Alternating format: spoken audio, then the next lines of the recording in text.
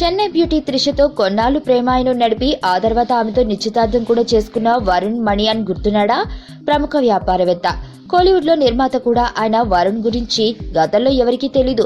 కానీ త్రిషతో love affair పుణ్యమా అని అతడు బాగా ఫేమస్ అయిపోయాడు. కానీ త్రిషతో పెళ్లి రద్దయ్యాక మళ్లీ కనిపించకుండా పోయాడు. ఇప్పుడు అతడు మళ్లీ అనుకోకుండా వార్తల్లోకి వచ్చాడు. ఈసారి మరో హీరోయిన్ తో ఎఫైర్ మొదలు పెట్టాడు.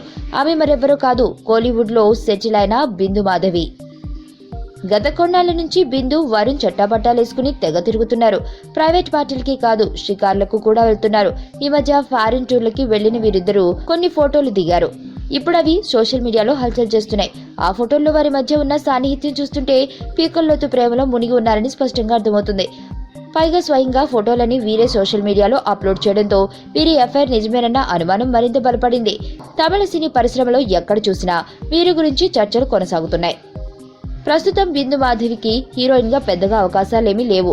ఇటు తెలుగు అటు తమిళంలో చాలా కాలమే ఆఫర్స్ కోసం ప్రయత్నాలు చేసింది. కానీ ఏమాత్రం ప్రయోజనం దక్కలేదు. అందుకే ఇక లైఫ్ లో సెటిల్ అయిపోదామనే ఉద్దేశంతో వరుణ్తో లవ్ లో ఉన్నట్లు తెలుస్తుంది. మరి వీరి బంధం ఎటువైపు సాగుతుందో చూద్దాం.